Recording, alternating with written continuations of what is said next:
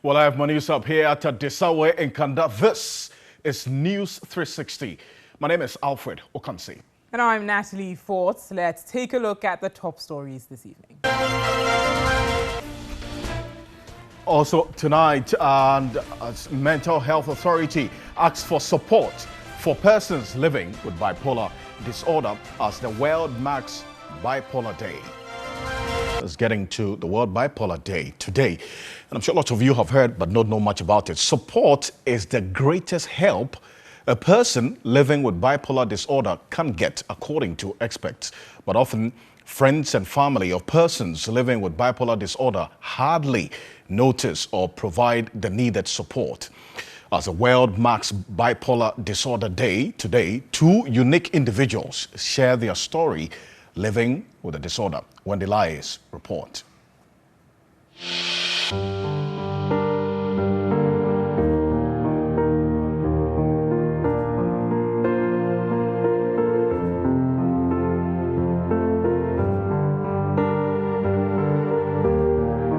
I got fired from my job in November 2019 after I disclosed to my boss that I live with bipolar disorder.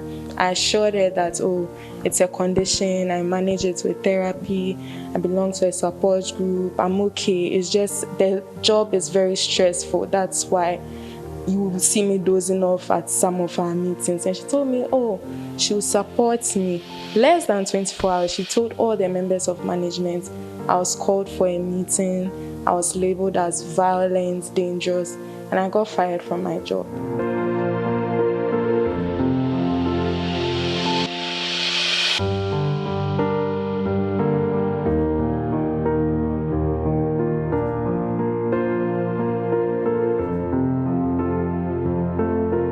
But I was exhibiting a lot of phases of depression before the one straight mania hits through. That's what led to the diagnosis. The depressive episodes are when you are at your lowest low. You have periods where you don't want to live anymore. Those are the low periods where you are sometimes very suicidal. And there are high periods where you feel very, very energetic. You have very grandiose ideas.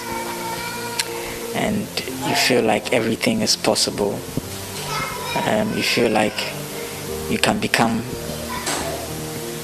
the next Kwame Nkrumah, as it were. They have a word for it in medically called delusions of grandeur. So you have those delusions of grandeur.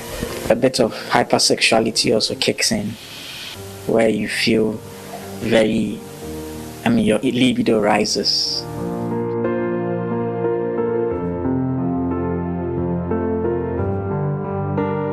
I've lost a lot of friends because of this.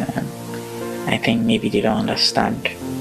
After my manic episodes, because I don't know why people like to concentrate on the manic episodes, but the depressive episodes are even more dangerous than the manic episodes. Those of them who are gracious enough come back to you, and by a large chunk of them sort of cut ties with you.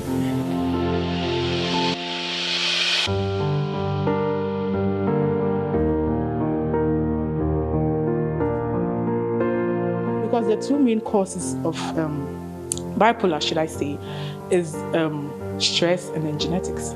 So someone who has been in an abusive relationship, someone who as a child had a difficult childhood, someone who has not been able to deal with their trauma, and if you happen to have some form of genetic predisposition, then it's a big deal, and then bipolar will show itself. Okay, so so what I'm saying is that right now, if you go elsewhere, the government is involved, the family is involved, several NGOs are involved. Everybody's involved in trying to maximize the support for the patient. And that is what we in Ghana we need to do.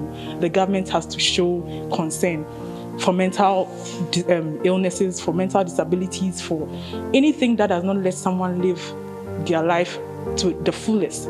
We have to look at it.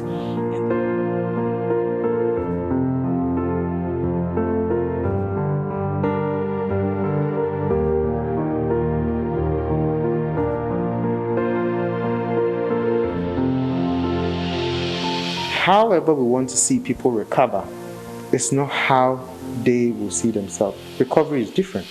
So whatever the person goes through and get diagnosed and start treatment, maybe the fact that the person is able to wake up at 6 a.m. is recovery.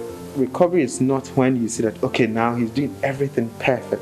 Recovery can take a day, recovery can take a year, recovery can take 10 years.